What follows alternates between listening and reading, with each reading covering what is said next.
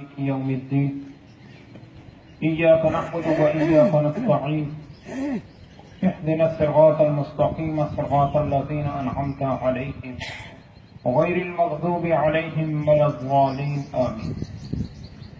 اللهم صل على محمد وعلى آل محمد كما صليت على إبراهيم وعلى آل إبراهيم إنك حميد مجيد. اللهم بارك على محمد وعلى آل محمد كما باركت على إبراهيم وعلى آل إبراهيم إنك حميد مجيد. ربنا ظلمنا أنفسنا وإن لم تغفر لنا وترحمنا لنكونن من الخاسرين آمين برحمتك يا أرحم الراحمين. أعوذ بالله من الشيطان الرجيم بسم الله الرحمن الرحيم.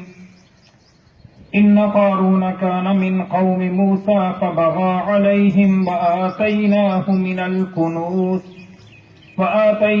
من الكنوز ما إن مفاتحه لتنوء بالعصبة أولي القوة إذ قال له قومه لا تفرح إن الله لا يحب الفرحين وابتغ فيما آتاك الله الدار الآخرة ولا تنس نصيبك من الدنيا وأحسن كما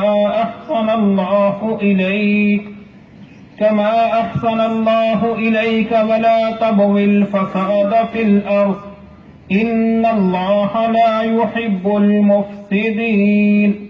قال إنما أوتيته على علم عندي أولم يعلم أن الله قد أهلك من قبله من القرون من هو أشد منه قوة وأكثر جمعا ولا يسأل عن ذنوبهم المجرمون. فخرج على قومه في زينته قال الذين يريدون الحياة الدنيا يا ليت لنا مثل ما أوتي قارون إنه لذو حظ عظيم.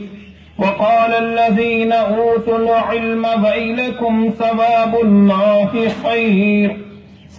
الله خير لمن آمن وعمل صالحا ولا يلقاها إلا الصابرون.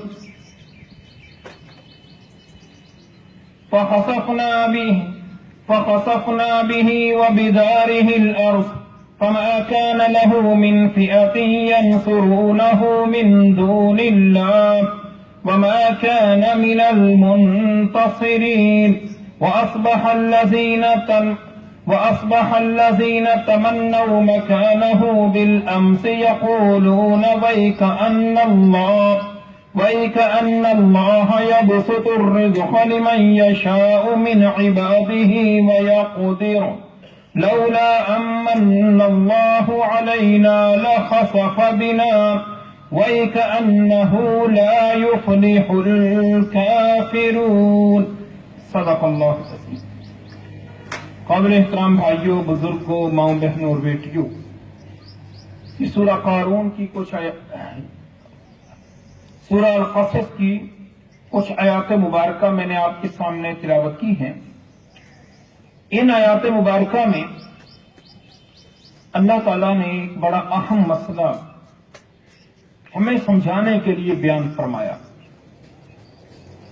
وہ مسئلہ یہ ہے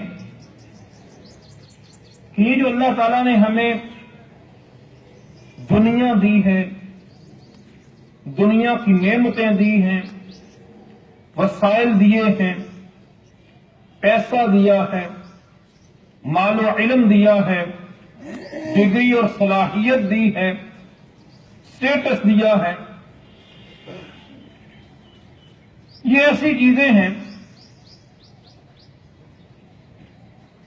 کہ جن کی حقیقت کو سمجھنا چاہیے.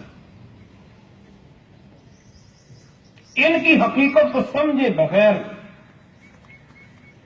انسان کا نظریہ، انسان کی سوچ، انسان کا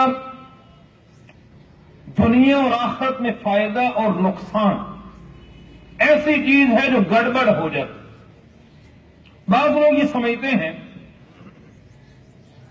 کہ دنیا سے الگ تھلگ رہنا، دنیا سے فائدہ نہ اٹھانا، اور ہر وقت دنیا کے بارے میں یہ سوچنا کہ یہ تو کوئی چیز ہی نہیں ہے، اس کی تو کوئی اہمیت ہی نہیں ہے، اس میں اپنے آپ کو لگانا، محنت کرنا، جائز طریقے سے وسائل کمانا، مال میں اضافے کی کوشش کرنا، یہ شاید ایسا عمل ہے کہ جس کی اللہ اور اللہ کے نبی صلی اللہ علیہ وسلم کے ہاں کوئی اہمیت نہیں، کوئی قدر نہیں ہے، بلکہ اس کی مذمت کی گئی.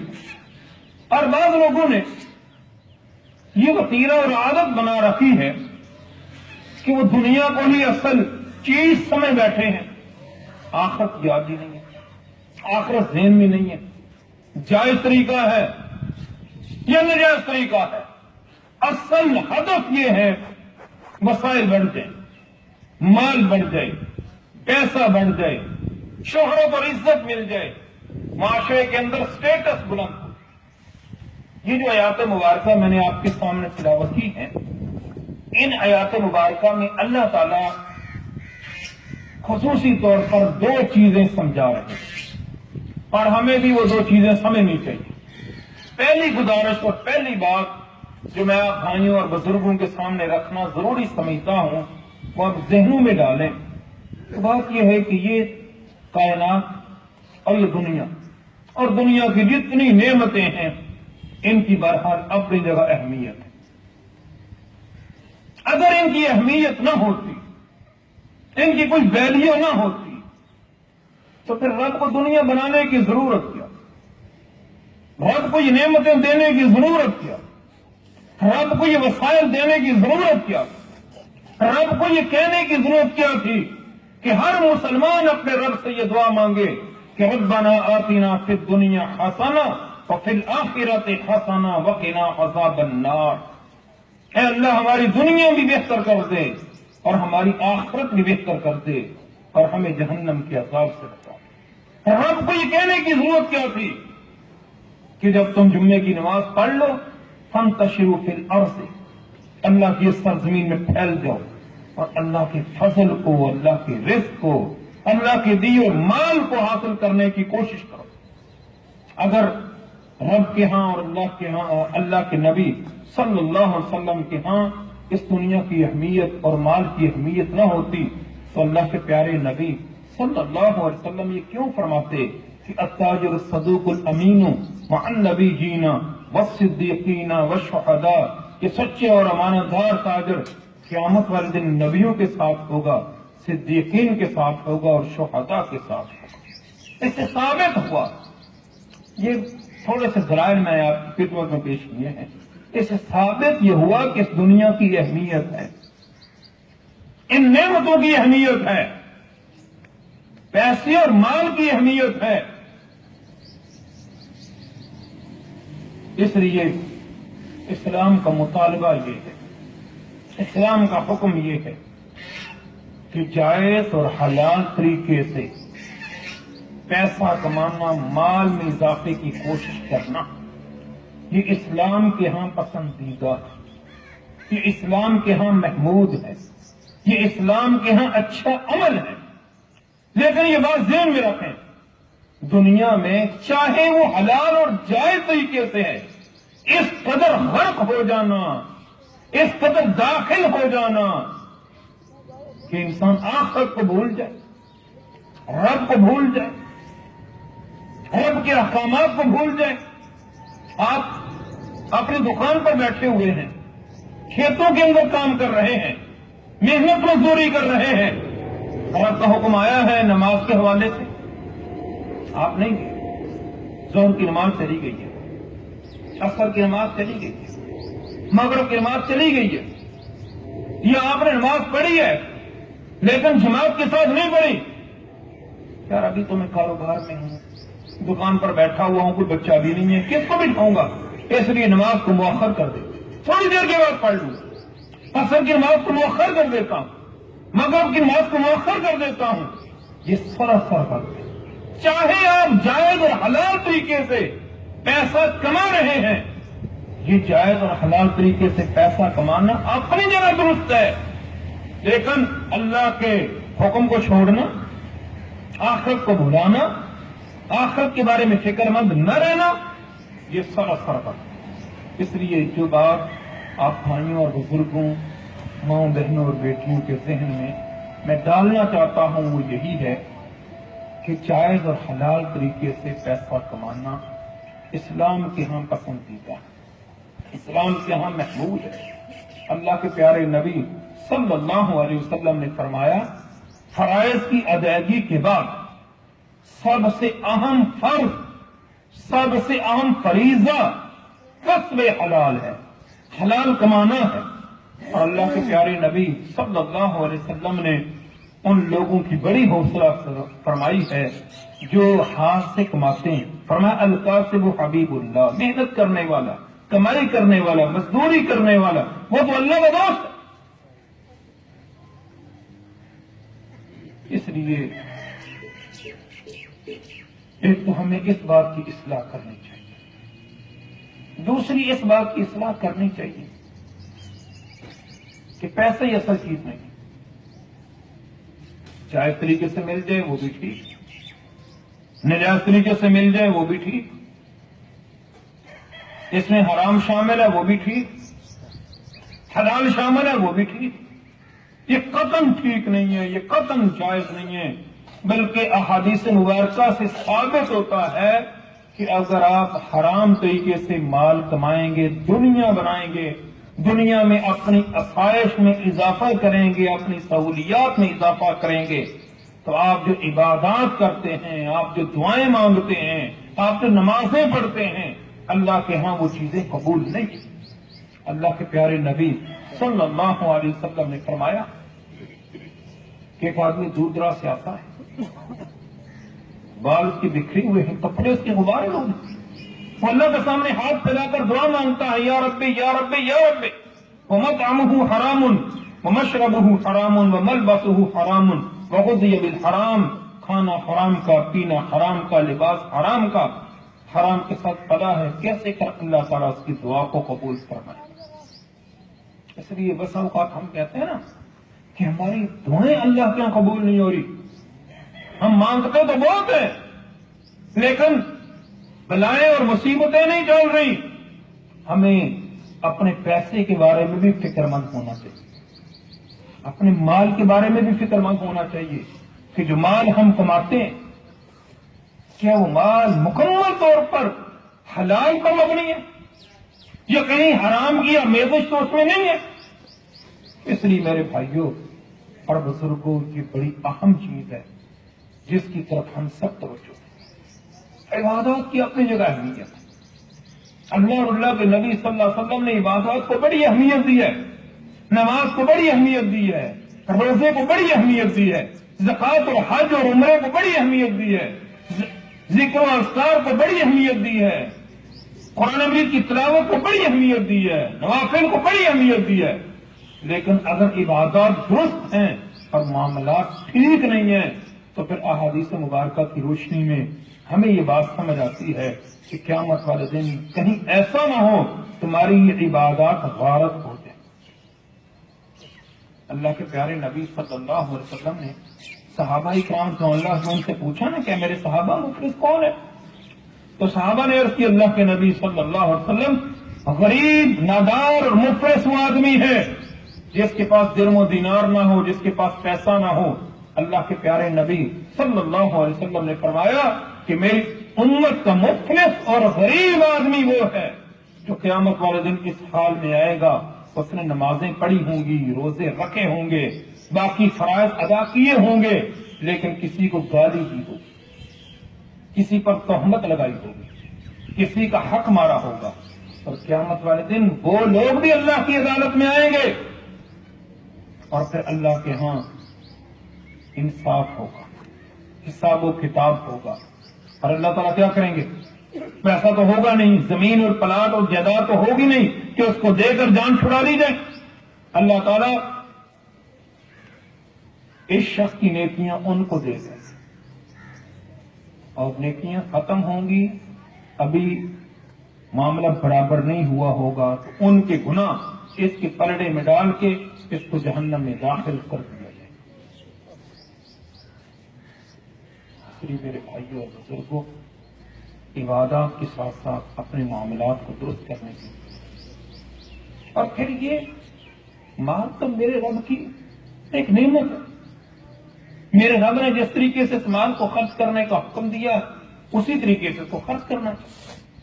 یہ قارون کا واقعہ میں نے آپ کی خدمت میں پیش کیا ہے، آیات مبارکہ کی تلاوت کی ہے۔ ان آیات میں اللہ یہی فرماتے ہیں کہ قارون جس کے پاس بڑا خزانہ تھا، بڑا پیسہ تھا، لوگوں نے اس کو بہت سمجھایا کہ اپنے اوپر بھی اس پیسے کو خرچ کر، لیکن اس کے ساتھ ساتھ جو اس پیسے کے دوسرے حقوق ہیں وہ بھی ادا کر۔ لیکن قارون یہ سمجھتا رہا کہ شاید یہ پیسہ مجھے میری صلاحیت اور قابلیت کی وجہ سے ملا ہے، اس میں کسی کا کوئی حصہ نہیں ہے، کسی کا کوئی حق نہیں ہے، میں رب کی بات کیوں مانوں؟ یہ جو خیر خواہ مجھے سمجھا رہے ہیں میں ان کی بات کیوں مانوں؟ اور بالآخر کیا رزلٹ نکلا کہ اللہ تعالیٰ نے اس پیسے کو بھی زمین میں دنسا دیا، قارون کو بھی زمین میں دنسا دیا۔ اس لیے میرے بھائیوں اور بزرگوں، اگر رب نے مال دے رکھا ہے تو وہ اللہ کی طرف سے عطیہ ہے، اللہ کی طرف سے نعمت ہے، اللہ کی طرف سے انعام ہے۔ اور اللہ کا حکم یہ، اللہ کے حبیب کا حکم یہ ہے کہ اس پیسے کو اپنی ضرورتوں پر، اپنے اوپر، اپنی اولاد پر، اپنے بچوں پر خرچ کرو، اور اس کے ساتھ ساتھ اس پیسے کے جو حقوق اور ہیں وہ بھی ادا کرو۔ تو اللہ تعالیٰ فرماتے ہیں ان قارون کان من قوم موسیٰ، قارون موسیٰ علیہ السلام کی قوم کا فرد تھا، اور مفسرین نے لکھا ہے کہ موسیٰ علیہ السلام کا کزن تھا۔ فبغى علیہم، انہیں کا دشمن بن گیا۔ اور یہ ہوتا رہتا ہے، اپنے مخالف بن جاتے ہیں، اپنے دشمن بن جاتے ہیں، اپنے ہی دوسروں کے اعلیٰ بن جاتے ہیں، اپنے ہی غدار بن جاتے ہیں۔ فبغى علیہم، وہ انہیں کا دشمن بن گیا۔ وآتیناہ من الکنوز، اللہ فرماتے ہم نے اس کو اتنا خزانہ دیا، ما ان مفاتحہ لتنوء بالعصبۃ اولي القوہ، کہ اس کے خزانے کی چابیوں کو ایک طاقتور مضبوط جماعت اٹھاتی تھی۔ اور مفسرین نے لکھا ہے 300 خچر اس کے خزانے کی چابیوں کو اٹھایا کرتے تھے۔ اب اندازہ کریں خزانہ کتنا ہوگا، بہت زیادہ بڑے وسائل تھے، اس لیے اللہ تعالیٰ نے خصوصی طور پر قارون کا ذکر کیا۔ اذ قال له قومه لا تفرح ان اللہ لا يحب الفرحین، جب سمجھانے والوں نے اس کو سمجھایا کہ لا تفرح، پھولنے کی کوشش نہ کر، غرور تکبر میں نہ، ان اللہ لا يحب الفرحین، بے شک اللہ تعالیٰ پھولنے والوں کو پسند نہیں کرتا۔ تو آپ پہ سے باہر ہو جاتے ہیں نا، کوئی چیز مل گئی اللہ کی نعمت، آپ پہ سے باہر ہو گئی، اور یہ خیال کیا میرے جیسا تو کوئی ہے نہیں، تو فرمایا اللہ تعالیٰ ایسے لوگوں کو پسند نہیں کرتا۔ میرے بھائیوں اور بزرگوں، ماں بہنوں اور بیٹیوں، ہر دور میں لوگ سمجھانے والے موجود رہے ہیں۔ آپ اپنی گلی میں دیکھ لیں، آپ اپنے محلے میں دیکھ لیں، آپ قرب و جوار میں دیکھ لیں، ایسے خیر خواہ ہر جگہ موجود ہیں۔ اللہ نے خود خیر خواہ بنائے ہیں، پیدا کیے، اللہ متعین کرتے ہیں، اس لیے کہ اللہ کو لوگوں کی خیر خواہی پسند ہے، اس لیے ہر جگہ ایسے خیر خواہ موجود ہوتے ہیں جو نوجوانوں کو سمجھاتے ہیں، جو لوگوں کو سمجھاتے ہیں کہ بھائی یہ غلط کام ہے، یہ نہ کرو، اس کا نقصان ہوگا، اس کا رزلٹ اچھا نہیں ہے۔ لیکن جو نہ ماننے والے ہوتے ہیں وہ نہیں مانتے، کہتے ہیں نہیں، آپ کو کیا پتا، آپ کو کیا سمجھ، آپ تو بزرگ ہیں، اب تو جدید زمانہ ہے، جدید حالات ہیں، آپ تو پرانے بندے ہیں، آج حالات چینج ہو گئے، اس لیے یہ مجبوری ہے، یہ مسئلہ ہے، اس کو اسی طریقے سے حل کرنا چاہیے۔ تو قارون کو جب لوگوں نے سمجھایا تو قارون نے کسی کی بات نہ مانی، اور پھر رزلٹ آپ کے سامنے ہے۔ تو فرمایا اذ قال له قومه لا تفرح، جب لوگوں نے اس سے کہا لا تفرح، نہ پھول، ان اللہ لا يحب الفرحین، بے شک اللہ تعالیٰ پھولنے والوں کو پسند نہیں کرتا۔ پہلی بات یہ ہے کہ جس آدمی کے اندر غرور ہے، تکبر ہے، کسی وجہ سے، وہ اللہ کا انتہائی ناپسندیدہ فرد ہے۔ یہ بات ذہن ہے، اللہ کو یہ چیز پسند نہیں۔ حدیث مبارکہ میں آتا ہے، حدیث قدسی ہے کہ اللہ کے پیارے نبی صلی اللہ علیہ وسلم نے فرمایا کہ اللہ تعالیٰ فرماتے ہیں الکبر ردائی، تکبر میری چاہتا ہے، تکبر صرف مجھے زیب دیتا ہے، میں بڑا ہوں باقی کوئی بڑا نہیں۔ اس لیے پہلی بات آپ ذہن میں ڈال لیں، اللہ نے جو صلاحیت دی ہے، جو قابلیت آپ کے پاس موجود ہے، جو عزت آپ کو ملی ہوئی ہے، جو پیسہ اور مال آپ کے پاس موجود ہے، اس پر اللہ کا شکر ادا کرنا چاہیے، اس کی وجہ سے اپنے اندر عاجزی اور انکساری پیدا کرنی چاہیے۔ کسی غرور اور تکبر میں آنا، شیطان کو کس چیز نے جنت سے نکلوایا تھا؟ اللہ کی رحمت سے کس چیز نے دور کیا تھا شیطان؟ یہی تکبر ہی تو تھا۔ شیطان نے کہا میں آدم سے بہتر ہوں، تو نے مجھے مٹی سے تو نے مجھے آگ سے پیدا کی اور آدم کو تو نے مٹی سے پیدا کی، اس لیے میں اس کو سجدہ نہیں کرتا۔ پھر آپ دیکھیں اس وقت سے لے کر آج تک شیطان اور قیامت تک اور ہمیشہ کے لیے اللہ کی رحمت سے دور ہو گیا۔ لا تفرح ان اللہ لا يحب الفارحین، غرور نہ کرو، بے شک اللہ تعالیٰ غرور کرنے والوں کو پسند نہیں کرتا۔ وابتغ فیما آتاک اللہ الدار الآخرہ۔ اور دوسرا کام کیا ہے؟ دوسرا کام یہ ہے کہ اللہ نے جو آپ کو پیسہ دے رکھا ہے، اس کے ذریعے آپ آخرت کا گھر بنانے کی کوشش کریں، آخرت میں کامیابی کی فکر کریں کہ پیسے کو میں اس جگہ لگاؤں کہ آخرت میں اکاؤنٹ بن جائے، آخرت میں یہ پیسہ میرے لیے کامیابی کا ذریعہ بن جائے، میں غریب ہوں اور مسکینوں کے ساتھ تعاون کروں، میں ان کی سرپرستی کروں، میں اللہ کے راستے میں اس پیسے کو لگاؤں، اس مال کو لگاؤں، تاکہ اس پیسے کی وجہ سے آخرت میں مجھے کامیابی مل جائے۔ یہ اس پیسے کا دوسرا حق ہے۔ اور اللہ کے پیارے نبی صلی اللہ علیہ وسلم نے فرمایا کہ اگر کوئی آدمی امیر ہے، اس کو بھی چاہیے کہ وہ بھی اللہ کے راستے میں خرچ کرے، اور اگر کوئی آدمی غریب ہے تو اس کو بھی چاہیے کہ وہ اللہ کے راستے میں خرچ کرے، بلکہ امیر کے مقابلے میں فقیر آدمی کا خرچ اللہ کے ہاں زیادہ پسندیدہ ہے۔ یہ بھی اللہ کی طرف سے آزمائش ہے کہ میرے پاس کچھ نہیں ہے، لیکن مطالبہ یہ ہے کہ اللہ کے راستے میں کچھ دینا ہے، تو میں کڑوا گھوٹ نہیں کروں، کسی نہ کسی طریقے سے کچھ حصہ لازمی ڈالوں۔ اس لیے میرے بھائیوں اور بزرگوں، اس پیسے کا دوسرا حق یہ ہے کہ وابتغ فیما آتاک اللہ الدار الآخرہ، اس پیسے کے ذریعے تو آخرت کا گھر تلاش کر، آخرت میں کامیابی کی فکر کر۔ یہ قانون کو سمجھائے، اور آج ہمیں بھی یہی بات سمجھائی جا رہی ہے، وَلَا تَنْسَ نَصِيبَكَ مِنَ الدُّنْيَا۔ اور تیسرا حق یہ ہے کہ دنیا سے اپنے حصے کو نہ بھول۔ اس کا مطلب یہ ہے کہ اگر آپ کے پاس وسائل زیادہ ہیں تو ظاہر ہونے چاہیے کہ واقعی وسائل ہیں، اپنے اوپر ان وسائل کو خرچ کرنا یہ تقوی کے خلاف نہیں ہے، یہ پرہیزگاری کے خلاف نہیں ہے، اچھا گھر بنانا، اچھی گاڑی میں رہنا یہ پرہیزگاری اور تقوی کے خلاف نہیں ہے، بلکہ قرآن کا مطالبہ ہے وَلَا تَنْسَ نَصِيبَكَ مِنَ الدُّنْيَا، دنیا سے اپنے حصے کو نہ بھول۔ اس کا مطلب یہ، اور اللہ کے پیارے نبی صلی اللہ علیہ وسلم نے کیا فرمایا؟ اللہ کے نبی صلی اللہ علیہ وسلم نے فرمایا کہ اللہ تعالیٰ جب کسی بندے کو نعمت سے نوازتے ہیں تو اللہ یہ چاہتے ہیں کہ اس نعمت کا اثر ظاہر ہو، کھانے پینے میں ظاہر ہو، لباس میں ظاہر ہو، باقی چیزوں میں ظاہر ہو، لیکن وہ نمود و نمائش نہ ہو، وہ ریاکاری اور دکھلاوا نہ ہو، وہ غرور اور تکبر کی نشانی نہ ہو، بلکہ اس کی وجہ سے بھی انسان کے اندر عاجزی ہے، انسان کے اندر انکساری ہے۔ اس لیے اپنے گھر والوں پر، اپنی اولاد پر، اپنے بچوں پر پیسہ خرچ کرنا یہ صدقہ، یہ ثواب ہے۔ تو وَلَا تَنْسَ نَصِيبَكَ مِنَ الدُّنْيَا، دنیا سے اپنے حصے کو نہ بھول، وَأَحْسِنْ كَمَا أَحْسَنَ اللَّهُ إِلَيْكَ، اور دوسروں کے ساتھ احسان کر جس طرح اللہ نے تیرے ساتھ احسان کیا۔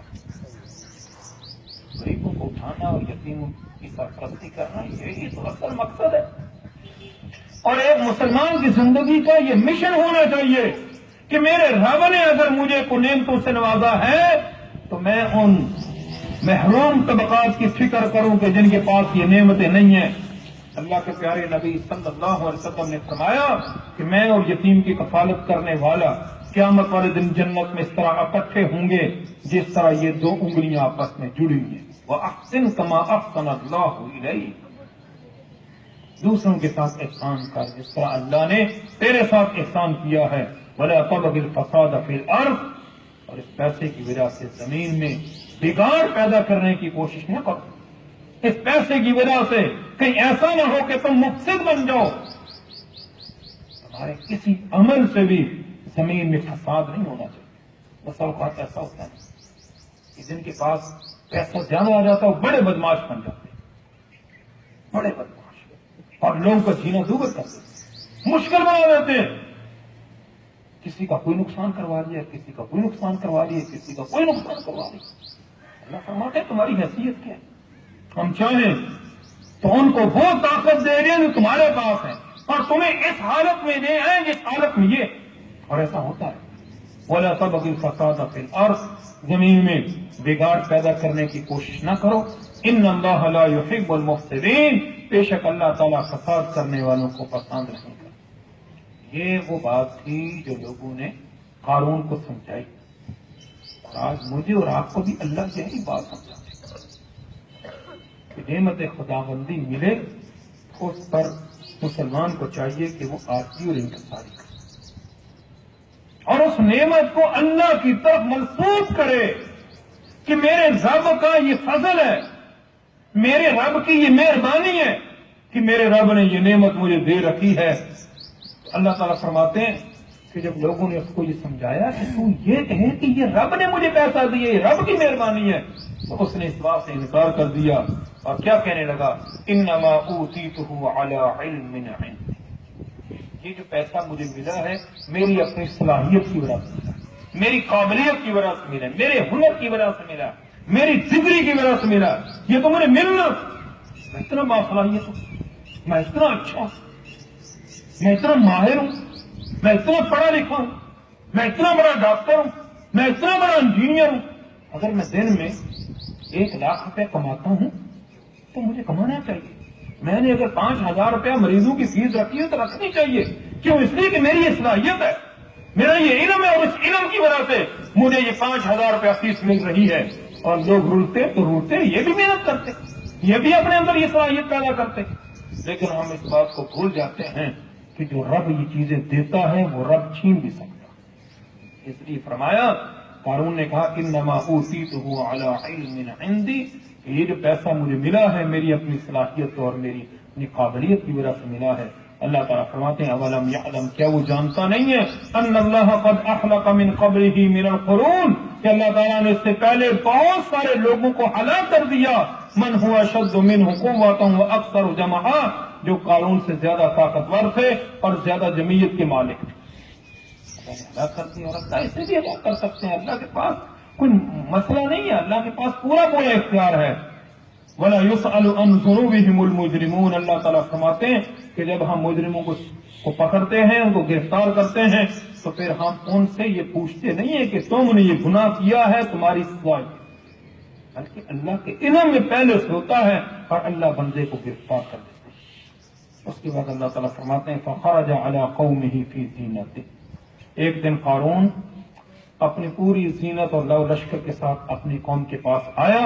فقال الذين يريدون الحياة الدنيا، تو جو لوگ دنیا کے متلاشی تھے کہ پراڈو گاڑیوں میں آ رہے، اتنا بڑا قافلہ ہے، ہٹو بچوں کی صدائیں ہیں، لوگ بھاگ رہے ہیں، استقبال کر رہے ہیں.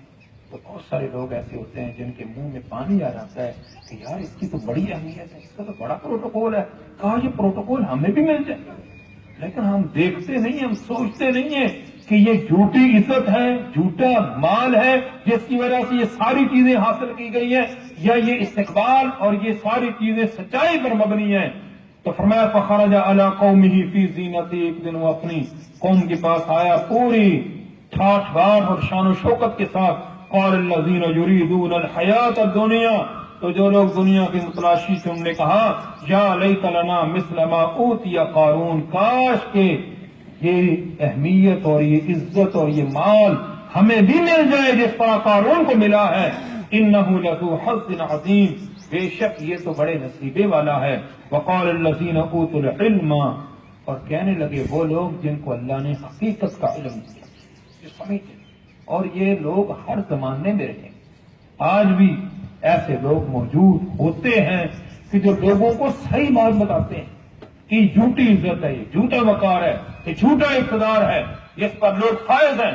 اس لیے وقار الذین اوتوا العلم، اللہ تعالیٰ فرماتے ہیں کہا ان لوگوں نے جن کو حقیقت کا علم دیا گیا تھا، وَإِلَكُمْ ثواب اللہ خیر، تمہارے لیے تباہی ہو، اللہ کا انعام بہتر ہے، لمن آمن وعمل صالحا، اس آدمی کے لیے جو ایمان لایا ہے اور جس نے نیک کام کیا۔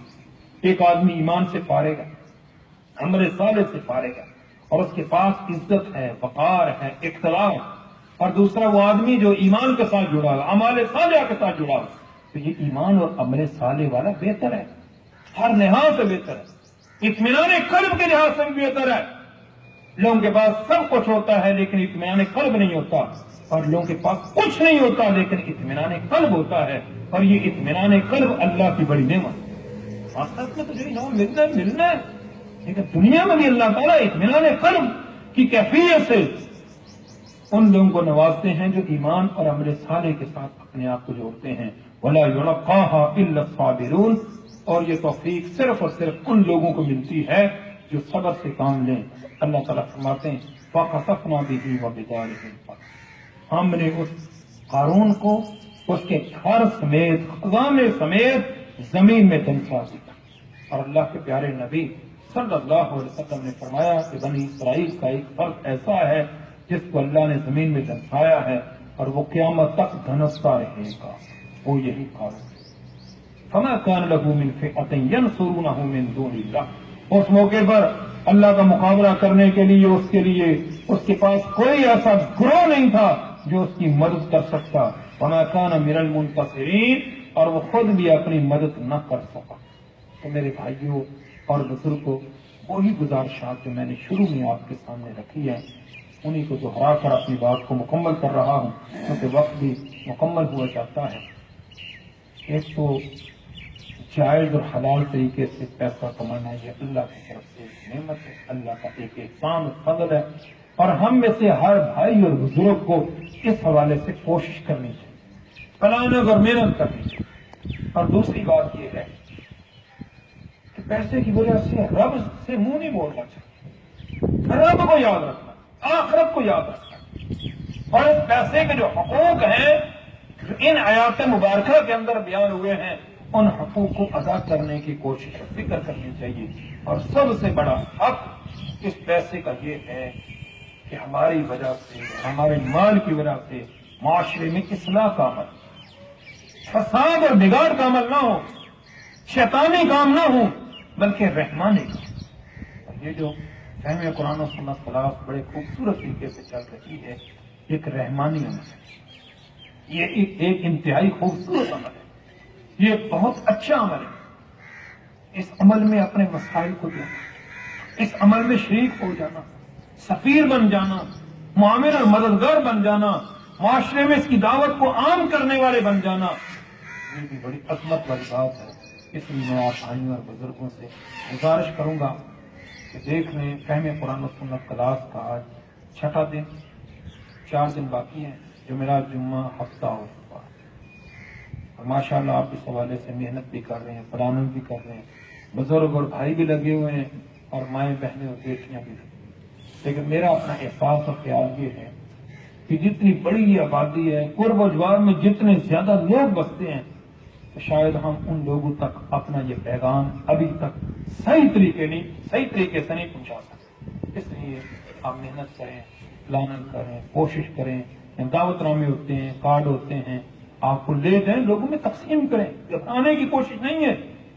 یہ قرآن و سنت پر مبنی ایک پروگرام ہے، خالصتاً اللہ کی رضا کے لیے پروگرام ہے، اور صحیح دین اور دین کی صحیح بات یہاں بیان کی جاتی ہے۔ اس لیے اس حوالے سے مزید کوشش اور محنت کرنے کی ضرورت ہے۔ بھائی اور بزرگ بھی، مائیں بہنیں اور بیٹیاں بھی، پہلے دن درس میں نے آپ سے گزارش کی تھی کہ اللہ کے پیارے نبی صلی اللہ علیہ وسلم نے ویسے تو تمام صحابہ اکرام رضوان اللہ اجمعین کو بڑی اہمیت دی ہے، لیکن 10 مبشرہ 10 وہ صحابہ اکرام رضوان اللہ اجمعین کہ جن کو نبی صلی اللہ علیہ وسلم نے اس دنیا میں جنت کی خوشخبری سنائی۔ ہم اس 10ویں ہندسے کو ذہن میں رکھیں کہ کم از کم ہم میں سے ہر بھائی اور بزرگ نے، ماں بہن اور بیٹی نے 10 لوگوں تک اس پروگرام کی دعوت کو پہنچانا۔ اور کم از کم 2-3 ساتھیوں کو ساتھ لے کر آنا ہے۔ ہم یہ چاہتے ہیں کہ اگر ناچ گانے میوزیکل پروگرام بڑے ہو جاتے، اس میں زیادہ لوگ شریک ہو جاتے ہیں، تو یہ پروگرام ان پروگراموں سے بھی بڑا ہونا چاہیے تاکہ لوگوں کے ذہنوں کے اندر دین کی اہمیت موجزن ہو، دین کی اہمیت پیدا ہو اور لوگ دین کے ساتھ جڑیں، قرآن و سنت کے ساتھ جڑیں۔ اللہ تعالیٰ سے دعا ہے اللہ تعالیٰ ہم سب کو ان چیزوں پر عمل کرنے کی توفیق عطا فرمائے۔ وآخر دعوانا ان الحمد للہ رب العالمین۔